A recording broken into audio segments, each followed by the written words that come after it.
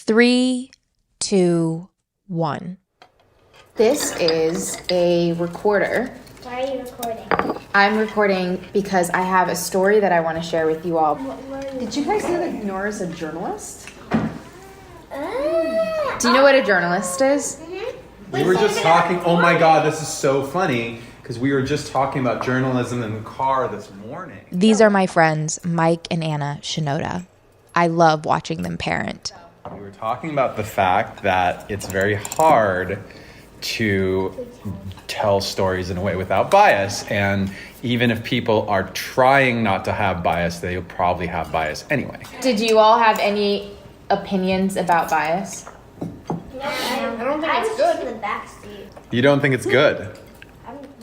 I was just sitting at this same dinner table a month ago, telling them about my new project, Rep. The last time that we came and we visited, and the night before we had to go fly back home, we stayed here. And I shared with you the investigative series that I've been working on. And do you remember what one of your first reactions to what I said was? I remember saying that when Muslims were in recent history, like in the last few years, getting stopped from entering the country, that the Japanese Americans were standing up and saying, we've lived through this. Mike is Japanese American. You might know him from Lincoln Park or Fort Minor, where he raps. He said the U.S. is looking for spies, so we have to live in a place called Manzanar, where a lot of Japanese people are. His father, his 11 siblings, and their parents were all interned in Poston, Arizona.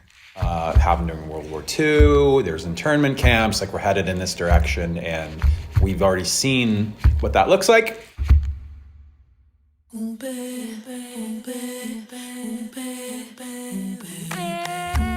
At your service and iHeartMedia present Rep, Chapter 4, Shikata Genai. It cannot be helped.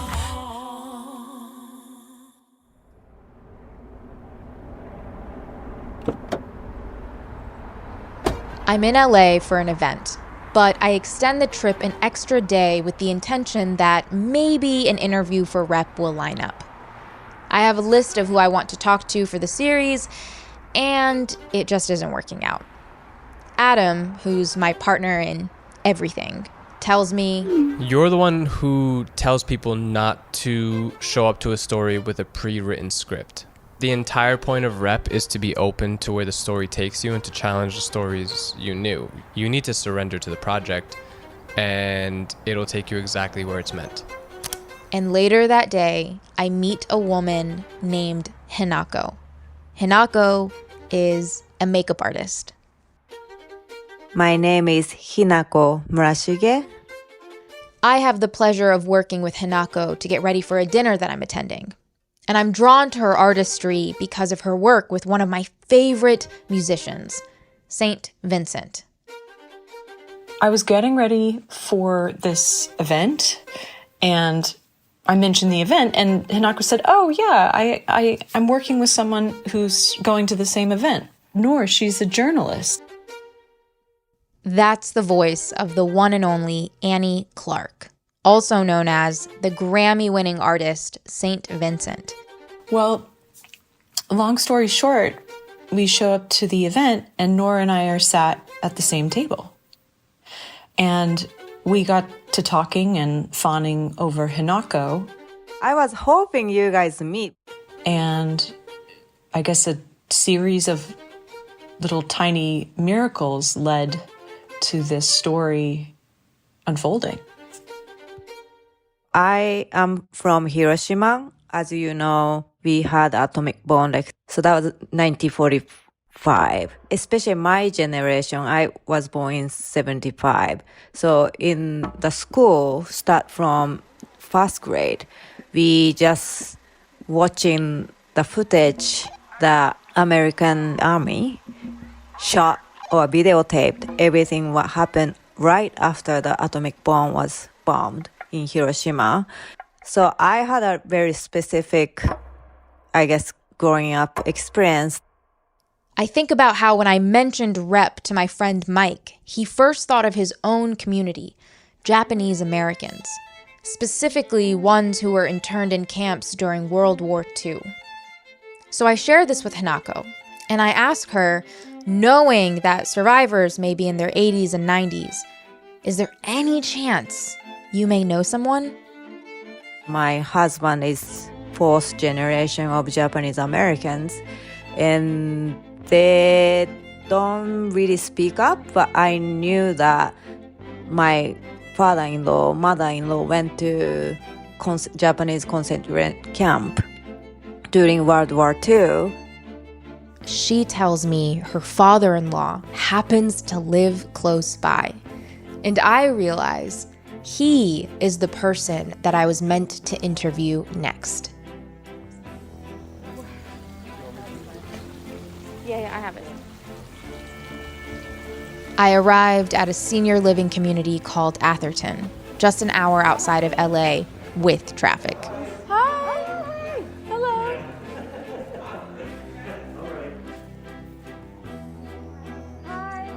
I'm only expecting to meet Steven, Hinako's husband, and Don, Steven's father. But to my incredible surprise, 2 other people show up to our interview. Hi, I'm Donald Shogo Morishige. I'm one of the ones here that are the older ones. And then we could talk about things that we had experienced before camp and after camp, and not necessarily at camp because we were kind of young. Mm-hmm. But there's a lot of things that we have heard that we could pass on. But how old are you? I'm 50, 85. 85. Yeah. Wow, thank you. My name is Mitsuru Shiozaki, and I am 87. I'm Nancy Shiozaki. Oh, it's your birthday today. 83. I have to get used to 83. Mitsuru, who goes by Mitz, and Nancy showed up for this conversation because they too were forced to live in internment camps with their families when they were children. You see, in February 1942, a couple of months after Pearl Harbor, President Roosevelt signed Executive Order 9066, forcing over 120,000 people of Japanese ancestry into internment camps for the next 3 years. The reason? The U.S. government claimed to be worried about Japanese spies. Of course, no one who was incarcerated was ever convicted of espionage. Hi. Hi. Actually, My sister's also here if you want to talk to her. Hello. Is this your sister? Nice to meet you. Can you give your full name and if you're comfortable with your age? Sure. Kazuko Tanaka. I live here at Atherton. I'm 82. My name is Etsuko Saguchi, and I'm actually the same age as Kaz. We're twins. You're twins? How did you not tell me that part? I don't always do that, Let me go get my twin sister. At this point, word about my visit spreads at the senior living community. People continue to join our group, eager to share their stories. And I quickly realize this is the turning point for REP. The story about the stories we tell. During World War II, the American narrative featured Japanese people as the villains. As a Muslim American, I relate to this storyline, and I want to know how this experience shaped who they are today. Well, I just think it's so special that we came here thinking we were going to be talking to 2 people, and then I look back and there's 10 people. So out of everybody here, raise your hand if you were ever in one of the camps. 1, 2, 3, 4, 5. 5 people. Oh, say which camp you're from. Camp Poston, Okay. Arizona. Heart Mountain, Wyoming. Gila, Arizona. We started out from our farm to San Anita, and then from there we went to Rower, Arkansas. Well, obviously I came with Kaz. But I was we went to Rower, Arkansas, and actually Now we are all gathered together outside, 10 of us and counting. Sitting at a table with an umbrella giving us shade, it's a perfect sunny California day. The sky is extra blue, birds are out, and Don gets right into it. The reason why I have to really firm names is the fact that I go by Don when I was in English classes, going to school. But all my relatives and really good friends know me as Shogo, But either one, I will answer to either one. Why would going by Shogo make someone closer to you than the people who call you Don? Because Shogo is always, a part of the Japanese in me. My mother was born in America. My father was born in Hawaii. So the only ones in Japan would be my grandparents. So my folks are the second generation. There's a Japanese hospital in Los Angeles. That's where I was born. Okay, here's the scene. You're born in the States. Your parents probably are too. The government of the country that your ancestors are from attacks the US. And a few months later, your family gets an aggressive knock on your door. You have days to pack up, your entire lives, whatever you can carry in 2 hands. And you move to internment camps to live in inhumane conditions. For how long? You don't know. Suddenly, because of something that has nothing to do with you as a person, you are now deemed the enemy. How old were you when you were there? And we were 3 years old. 3 years old when we went into the camps. And the other thing is all the camps had set up in barbed wire all the way around. They had towers that were going for, security. And so it's not like it was a summer camp, something like that. Never was like that. This is important to note. People were living in barrack structures with no plumbing or cooking facilities. Almost 2,000 people died while interned at these camps. So when people mentioned December 7th to me, I said, let me tell you what happened on December 7th. And I tell them my father's experience and our family's experience. December 7th, 1941, also known as Pearl Harbor. When I get asked about that, it's my opportunity to tell them what really happened. And what happened was 2 months later, Kazuko and her family were told to pack, and they were sent to camp in Santa Anita. We lived in the horse stall.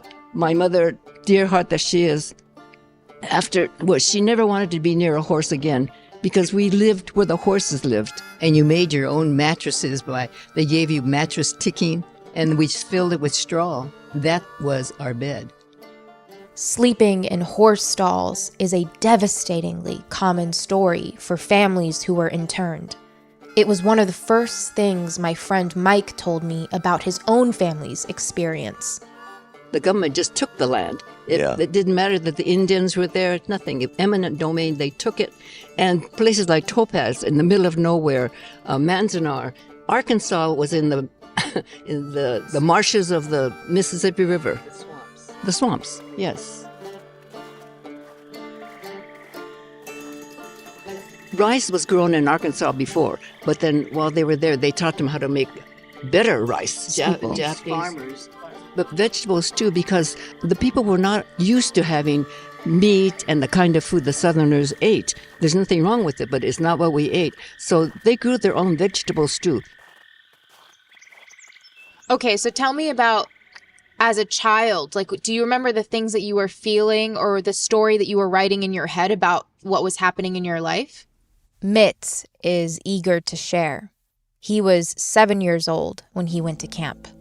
My dad had a strawberry farm in San Luis Rey. When the war broke out, he had no idea that it was taking place because, being out in the farm, you're isolated until the federal government said that you have, I forget how many days you had, a week or something like that, to gather all the things that you can carry with you and then go to the Union Station.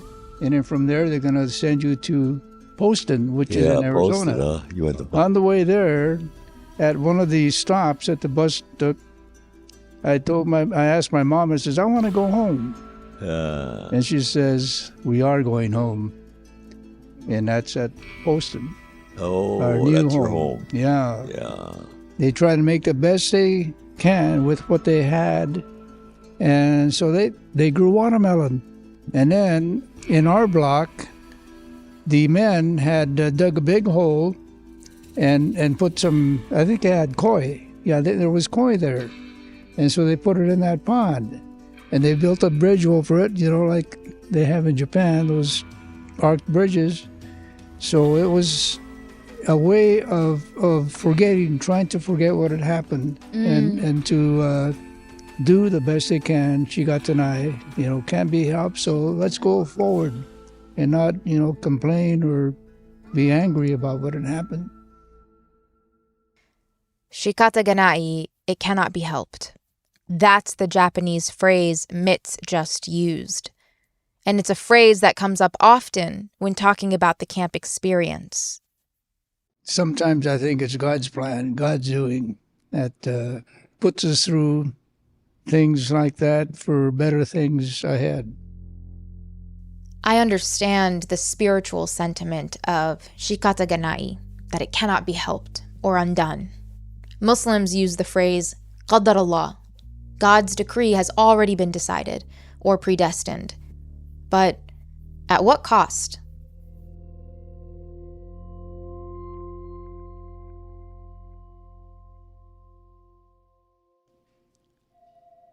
I don't know about loss or gain, but my father was a farmer in the Orange County area, and he lost everything. The equipment, this was about March, April. The crops were coming in. They had worked all winter to get the crops ready, and all of a sudden we had to leave everything. We had to sell a refrigerator for, a tenth of the price. Or if they didn't sell, we just left it. But when you say cost, my father, after the war, could not go back to the farm because he wasn't a citizen. At that time, he couldn't even buy property. And we weren't old enough to buy it in our name. So my father became a gardener in Pasadena, lifelong gardener. So he totally changed his occupation as well. It's interesting that people say that Japanese are natural gardeners. The reason they're gardeners, and there are so many of them, is that's the only one of the few occupations that they could take up independently after the war. People weren't hiring them. And I was always proud of my father, who was a gardener. I didn't realize he had no choice. He had to bring food to the table. Today, in fact, there is a demographic change. Most of the gardeners are Hispanic now. It's kind of interesting. It's impossible to quantify how much life in internment camps impacted the people who were forced to live there, or rather, exist there. And that's the thing with generational trauma. It shows up in all of our communities from very different experiences, but in very similar ways. The experiences that I had, I think I still feel that it affected my life, and that that'll never change. It just affected my life. And so I try not to think about it because they are experiences that are not very, very good. I probably don't talk about camp life. He probably never knew. Stephen? I don't know when he knew that I went to camp, but maybe just, no, you didn't know. It just. I knew that you would. I knew that when he passed. Yeah.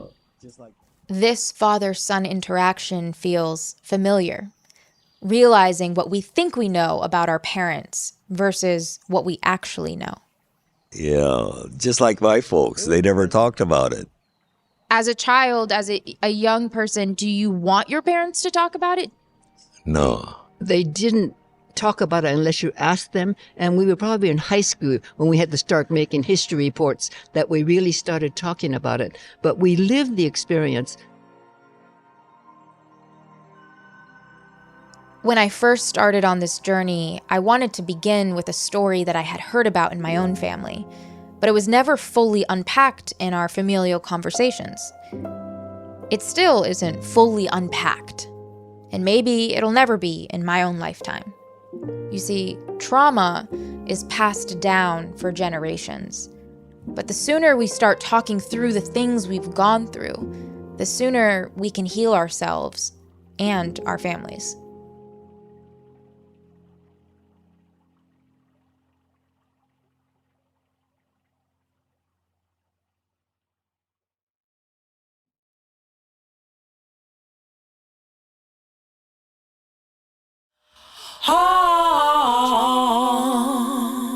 Rep. After a couple of years of living in an internment camp, Don and his family are finally allowed to leave. You know, you stay there all that time, and then when the camp breaks up, the government decides, well, you know, that's about all. They give you, I think it was like $25 to get back where you want to go. And then when they come back here, there's no place to live. There's nothing really set up for the Japanese to come back here. It was just, you know, you're on your own. My family was lucky in that before the war, there was a family across the street, 3 French ladies, and they owned a lot of property around where we lived, or my folks were renting from them. And so when we had to go to camp, they held all of my folks' stuff. So we owe those French ladies a lot because they took care of a lot of the daily things that you would really need, you know. If you come back here with nothing, looking for a job, and it's just very difficult. Yeah. The thing that kind of impressed me, and I thought about it later, is that you heard that term, Shikata can be helped. And that was a popular saying, that it can be helped. Yeah. And so he did the best he could at the time to manage. And then when they told us that you could only take what you can carry, I was, 7 years old, and I had 2 sisters. One was 5 and the other was 4. They couldn't carry anything. So my dad had to take a great big trunk and just stuffed it with whatever he could. And of course, my mom, you know, she had arms to take my sister with. So that was what we had to live with, whatever he can carry, which wasn't a whole lot. Shikata Ganai reminds me of the survival mentalities of so many families building lives in America. In 1981, 35 years after the last internment camp closed, the U.S. government's Commission on Wartime Relocation heard the testimonies of Japanese Americans across the country who spoke out for the first time about their incarceration during World War II. My name is Amy Iwasaki Mast. I'm a clinical social worker and have worked in the profession for 23 years. My specialty has been working with Japanese Americans. I was 6 years old when the war broke out between the United States and Japan. We wanted to believe that America did not hate and reject us. This is the same psychological defense that beaten and abused children use. Mental health experts have found that abused children prefer to believe that they were bad rather than to believe that their parents are bad. Like the abused child who still wants his parents to love him and hopes that by acting right, he will be accepted, the Japanese Americans chose the cooperative, obedient, and quiet American facade to cope with an overtly hostile, racist America. The problem is that acceptance by submission exacts a very high price. It is at the expense of the individual's sense of true self-worth. Though we may be seen by others as model Americans, we have paid a tremendous psychological price for this acceptance. On the surface, we do not look like former concentration camp victims, but we are still vulnerable. Our scars are permanent and deep. Here's another survivor testimony from the 1981 hearings. My name is Michiko Machida. I had 3 girls when World War II broke out. The eldest was 6 and the youngest was 2. The facilities as such were the most primitive as far as I could determine. The outhouse had no partition, just a board and holes cut into them. This was the epitome of human degradation. You learn quickly that in order to survive, you must adapt yourself to the standards that's set up by the Army. To try and explain to the children that the reasons why they must accept these new rules of their new social existence, was one of the most difficult things to explain. In retrospect, how does one evaluate these years of internment, the loss of your human dignity, self-esteem, pride, whatever? The lost years for my children, myself, my parents, my brothers and sisters can never be replaced. The process of evaluating trauma your family has gone through is a journey that takes generations to heal. And maybe what can be helped is unpacking the layers underneath the regurgitated story you've told of your past. One of the things that personally happened because of the war was the fact that Japan had started the war. And so what happens is that my sister and I, as we were growing up, we were leery of having anything Japanese, in our life at the time. So I didn't learn how to speak Japanese. And I think primarily because of the war, that just didn't want that in my life at the time. So that's when I was growing up. And my sister's the same way. So like us two, we speak no Japanese at all, hardly any at all. I wish I knew how to speak Japanese. I really do. And we missed out on that, because of the war. Can I share a memory with you? Yeah. When I was 13, so my whole childhood, I grew up in a very majority white conservative town. And my parents tried so hard to teach me Arabic. They're both immigrants from Libya. And I remember, my mom filled out a school form one time, and it said, "Do you speak any other languages at home?" And she had written Arabic as well. And I was so embarrassed at school that I hid the form and I put it at the bottom of the pile of the forms because I didn't want anybody to know that I spoke Arabic. And then I went to gymnastics practice, and before my class started, my mom was making me do my Arabic homework, but I was giving her such a hard time. And then the gymnastics teacher came and said, what are you working on? And my mom, frustrated, said, "She's doing her Arabic homework." And the teacher was so surprised. She said, "You know how to speak a second language?"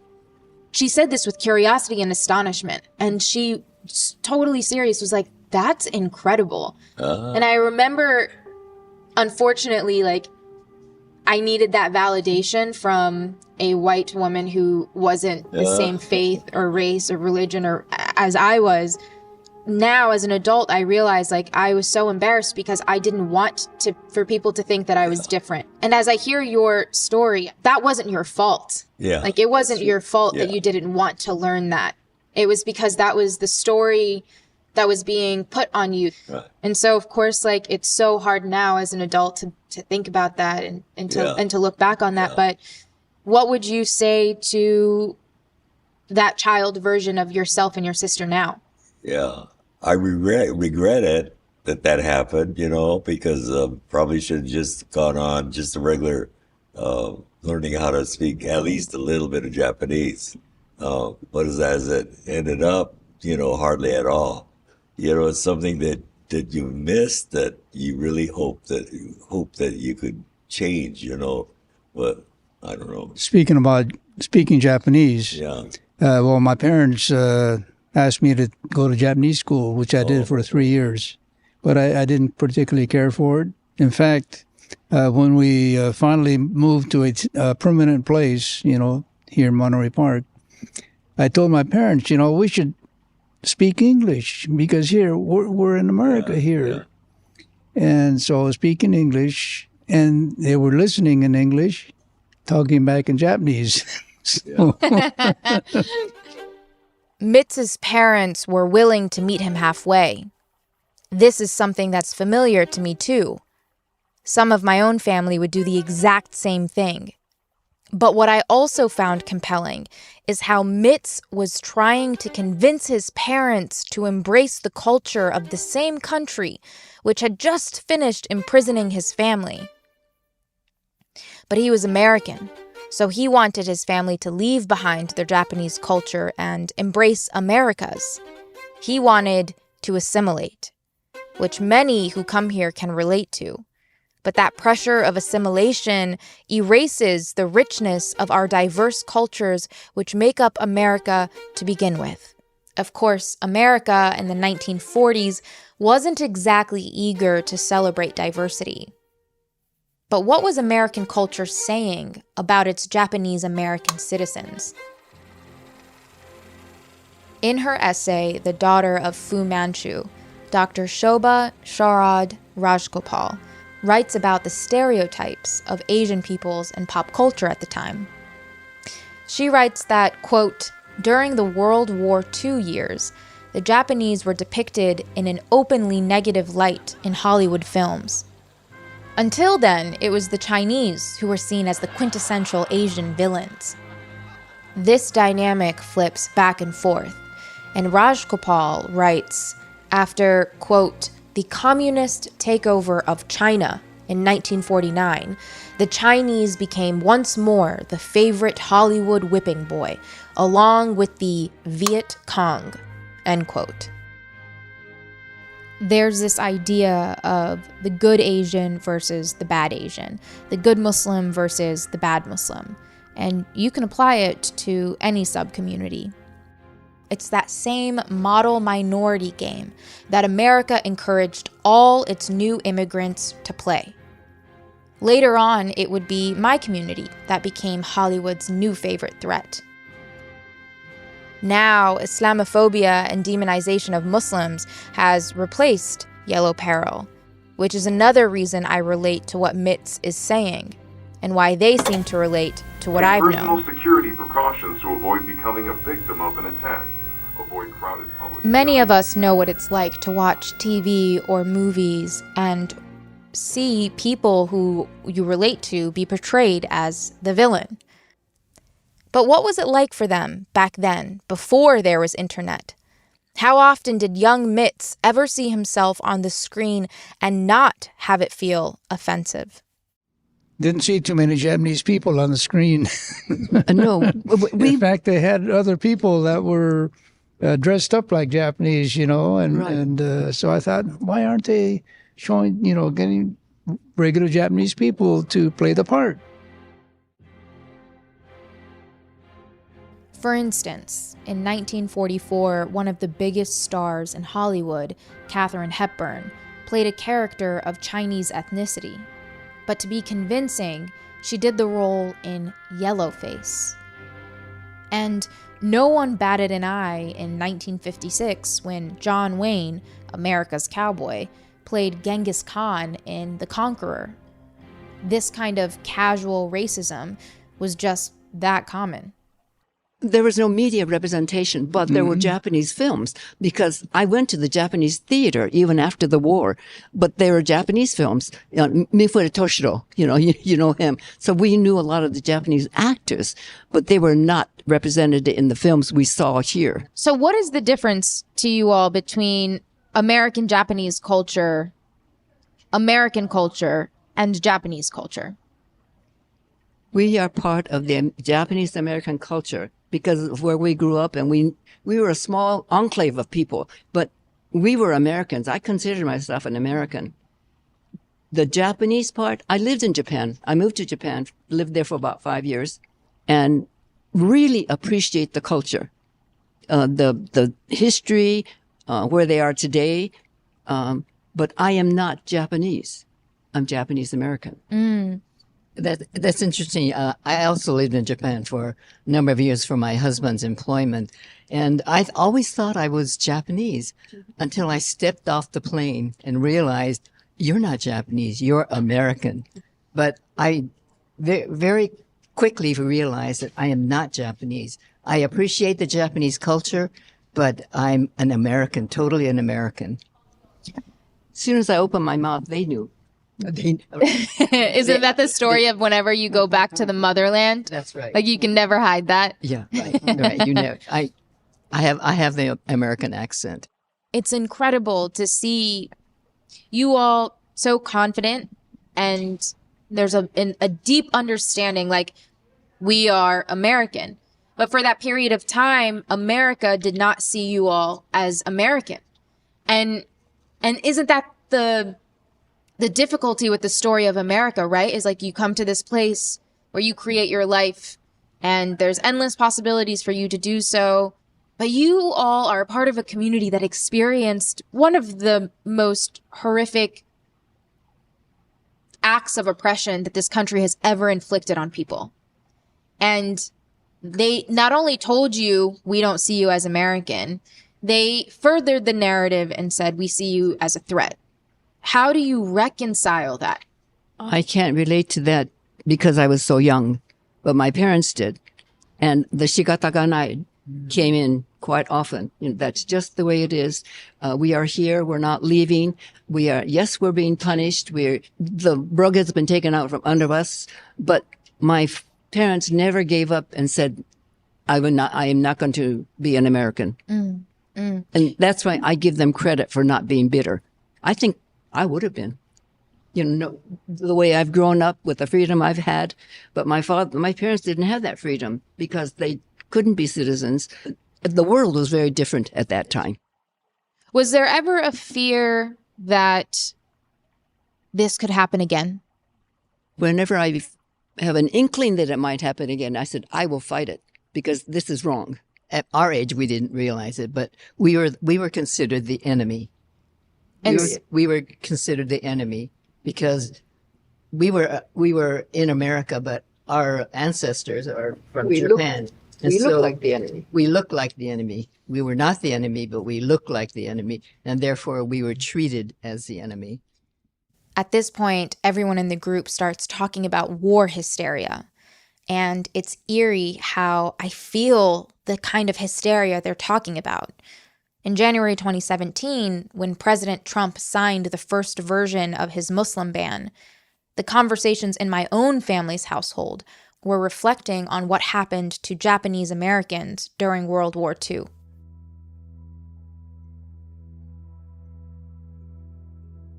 We definitely can relate with what you're going through. I'm very sympathetic to Muslims, and I try to reach out to them, but I can relate to what you're going through as a second generation. The organization that we're associated with is called the National Coalition for Redress and Reparations. That's the voice of Steve Nagano. He was here visiting his mother and happened to join our group along with his wife Patty while we were all sharing stories. Right after 9/11, I think it was 2 weeks after, we had a candlelight vigil. And since then, we've had support with them. And we started a program called Bridging Communities, in which we worked with Muslims groups. As a matter of fact, a bunch of us have done presentations in mosques. We always had, since the Manzanar pilgrimage, since 9/11, we've had a group take a bus of Muslims to Manzanar, one of the camps. It's the closest camp to Los Angeles. I would like it to be part of our Japanese American culture, you know, to stand up against injustice, particularly injustice against people who are, you know, racially profiled or racially separated. And that's why right now our biggest effort is to try to get a commission in Congress for black reparations. And we participate in the demonstrations at the airport against the Muslim ban. The power of the Executive Order 9066 was incarceration of Japanese. And so, of course, the Muslim ban was also an executive order. I really appreciate what you're doing because this is a way of making America aware of what had happened and the experience that, you know, people went through would be a way of possibly not having that done again. You know, and having this information that you're doing, which is fantastic. If they could put that in the history books, and let the world know what had happened so that it wouldn't happen again. What is the power of story in all of this? Very powerful, but it has to be written down. It can't be just oral. It has to be written down for the next generation. And I've tried to tell my children and grandchildren more and more each year. They don't know it all yet because I don't think it all comes out at once.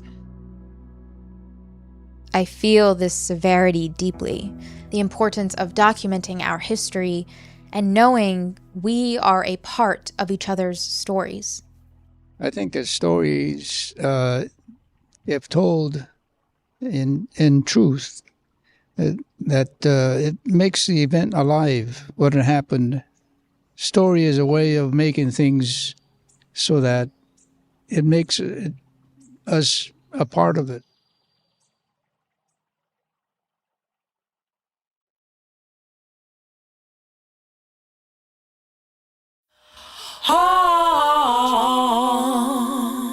Rep. When I originally started working on Rep, I thought this project was going to focus on the story of representation around American Muslims. And when I was at the Shinoda's house a month ago, Mike planted the seed for this Japanese American story being a part of Rep, reminding me of our own interconnectedness. Rep is less about a group of people and more about how the way we tell stories about ourselves and each other are impacting all of us.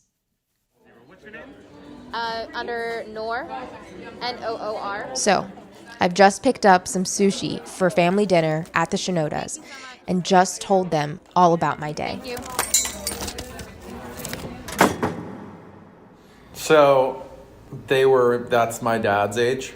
I bet you heard things about gardens. Yes. You heard things about like watching movies on the sides of like buildings or on the sides of water towers and playing baseball and how they like connected with one another and tried to make it feel like a community and not like a prison, even though the guns are on the towers pointed inside. That perspective is specific to that group of people who was young enough that it would be confusing to them.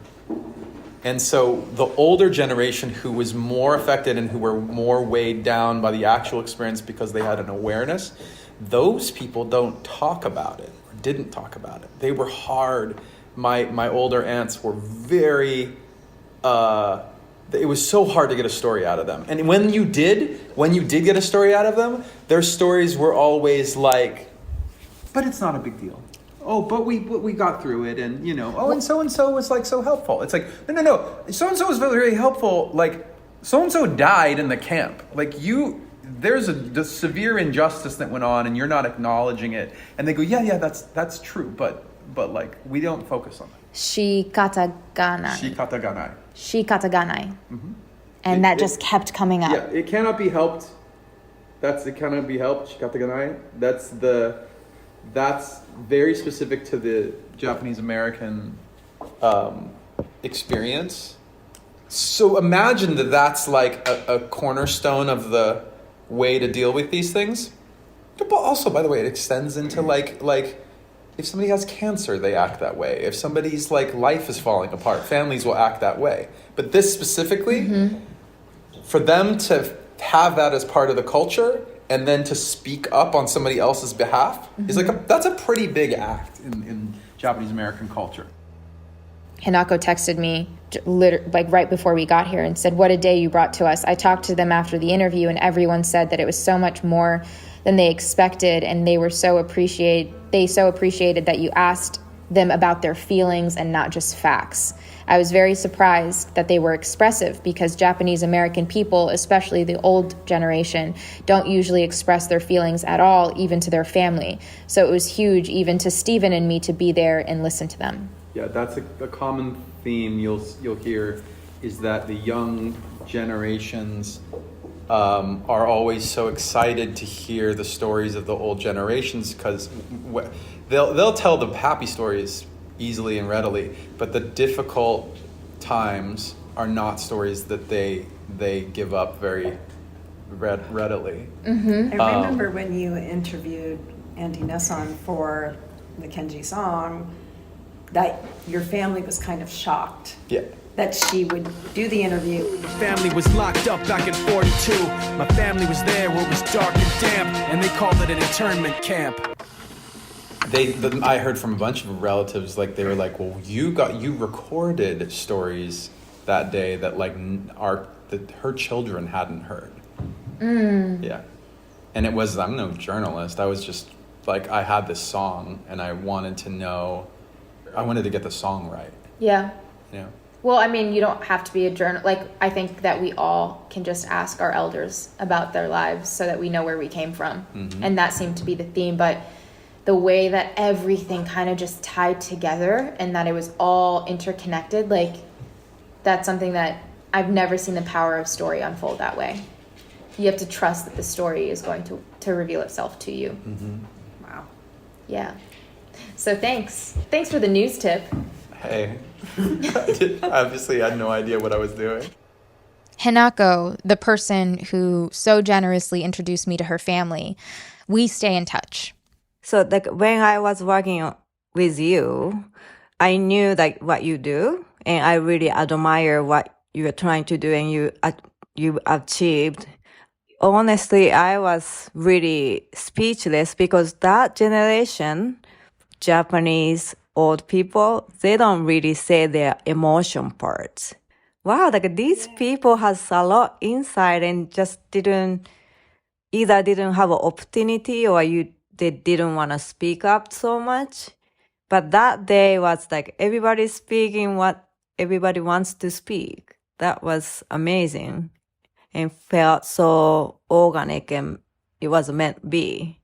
Both my husband and I told my father-in-law, like, wow, like I didn't know you speak that much, you know. Why do you think that day everyone felt like they could be open with each other? I don't know, but that's like the energy was different. I thought you were gonna ask them so many questions, but everybody just like, oh, like I have a story, like, you know. So I think that's important to just generation to hand it over and keep the story going. I think that's why we are doing this, right? Can I say something? Go ahead. I just wanted to say that in class we're learning about the times where people were enslaved, and I was thinking with my friend Jane that, well, what if we were in those times? How would we feel? Like, if it was I think it was earlier or later, I would probably be put in the Japanese internment camps, or she would be an enslaved person. Like, how would that feel to be in those people's shoes? Like, what would we do about it if we were then? Did you have any ideas of what you would do? I said that I don't know what I would do, because if it was a life or death situation, then I'd probably want to live. So I would just probably follow what I was supposed to do. Yeah. Great story. Thanks. Thanks, everyone. The end. Wow. What a day. Lots of weird, what do you call it? Not Miracles. Coincidence, you call them They were actual miracles. Whenever I've talked about this experience with my friends and family, I go back to the word miracle. But what it really is the result of remaining and committing to being open to a story. Little moments built up to all of this. Mike sharing how he related to Rep, how I met Hinako and St. Vincent on the same day. Right before I headed over to the group interview, my cousin stopped by my hotel. I hadn't seen her in years, and the first thing she tells me is how her driver spontaneously gave her a card, handwriting a Japanese saying on it to alleviate stress and anxiety. My cousin handed the card to me not even knowing that I was working on this story. And later, when I left the interview to head back to the Shinodas, my driver, who was German, started speaking Japanese in the car, telling us he was married to a Japanese woman for almost 40 years. There are so many of these in-between moments. And I share this with you all because the miracle is knowing how interconnected we all are, and how when we choose to witness the connectedness in our stories, we also choose to heal. Stephen Nagano, who joined the group later and told us about his work with Muslim Americans, shared something else with me that I keep thinking about. He said, "It wasn't until gaining redress and reparations and the US government issuing an apology that the shame Japanese Americans associated with incarceration was finally lifted." He continues to tell me that it was only soon after that there was a surge in books, movies, and plays that spoke to this experience. The story of Shikata Ganai completely changed how I approach rep. Less controlling what story comes next and more surrendering. Because it's through this witnessing, affirming, and documenting of our stories that our future can be helped. So, this is rep. I'm Noor Tajuri, as always, at your service.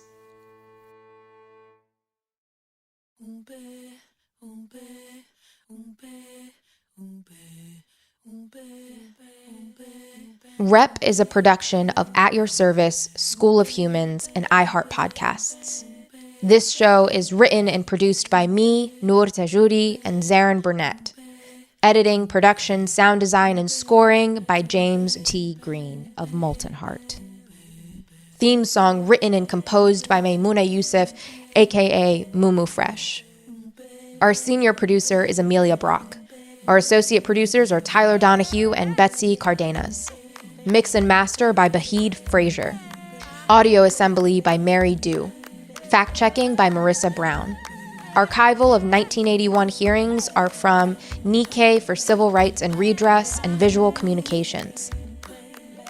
Violin Tsunami Song is written by Karo Ishibashi, performed by Kishi Bashi, courtesy of Joyful Noise Records by arrangement with Terror Bird Media. Kenji Song, words and music by Mike Shinoda, copyright Universal Music, Z Songs on behalf of itself and Fort Minor. Our executive producers are Adam Kafif, Zarin Burnett, Jason English, and me, Noor Tajuri. Special thanks to Virginia Prescott from School of Humans and Will Pearson from iHeart Podcasts.